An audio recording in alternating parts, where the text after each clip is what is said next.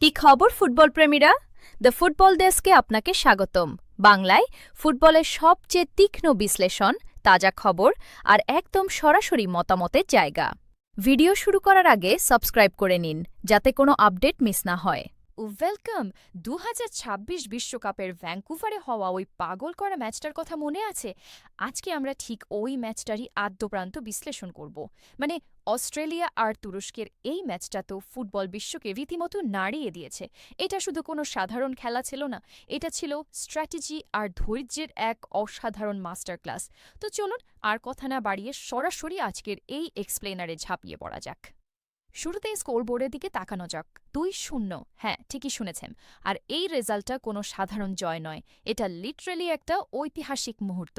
একটু ফ্ল্যাশব্যাক করলে দেখবেন ২০০৬ সালের পর এটাই বিশ্বকাপের উদ্বোধনী ম্যাচে অস্ট্রেলিয়ার প্রথম জয়। দীর্ঘ ২ দশকের খরা কাটানো এই জয়টা সবার নজর কেড়েছে। কিন্তু আসল প্রশ্নটা হলো, বল প্রায় পায়ে না রেখে একটা দল কিভাবে জেতে? মানে, আপনি ভাবুন তো, মাঠে প্রতিপক্ষের এত দাপট, অথচ শেষ হাসি হাসল অস্ট্রেলিয়ায়।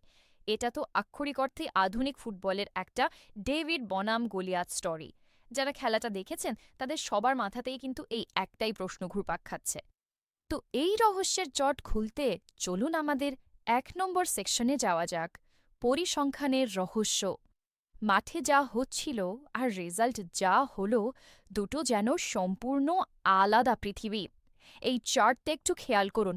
তুরস্কের পায়ে বল ছিল পুরো ৭২% সময়, আর অস্ট্রেলিয়ার মাত্র ২৮%। তুরস্ক ৬৩৫টা নিখুঁত পাস খেলে পুরো মাঠ নিজেদের কন্ট্রোলে রেখেছিল, আর সেখানে অস্ট্রেলিয়া পাস দিয়েছে মাত্র ২০১টা। এক কথায়, বলের দখল পুরোপুরি তুরস্কের পকেটেই ছিল। পরের মাথা খারাপ করা ডেটায় যাওয়ার আগে এক্সপেক্টেড গোলস বা এক্সজি ব্যাপারটা একটু ক্লিয়ার করে নিই। সিম্পলি বললে, একটা দল যতগুলো সুযোগ তৈরি করে সেগুলোর কোয়ালিটির ওপর ভিত্তি করে তারা আসলে কয়টা গোল পাওয়ার যোগ্য, সেটাই এই এক্সজি দিয়ে মাপা হয়।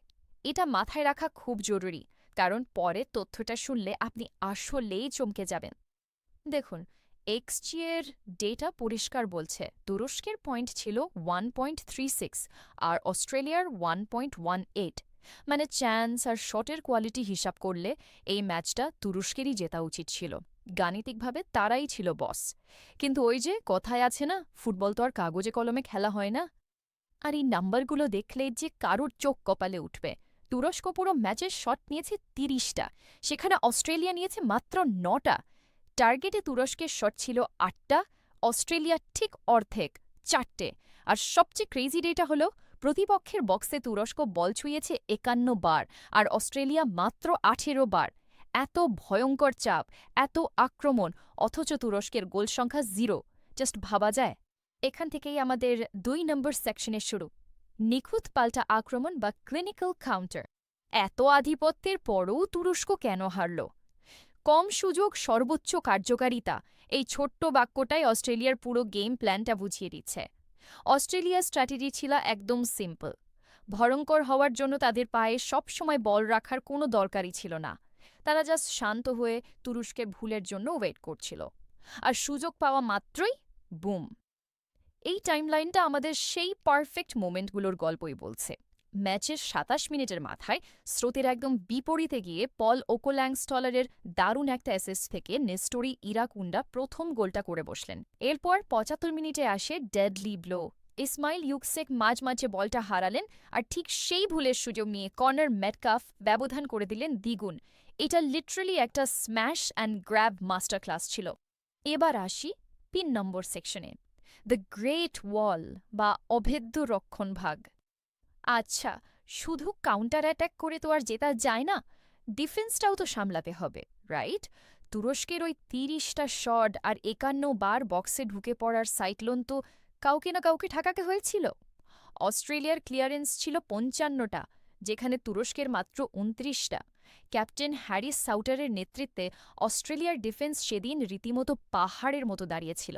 তারা একের পর এক চাপ নিয়েছে, কিন্তু একটু ভাঙেনি।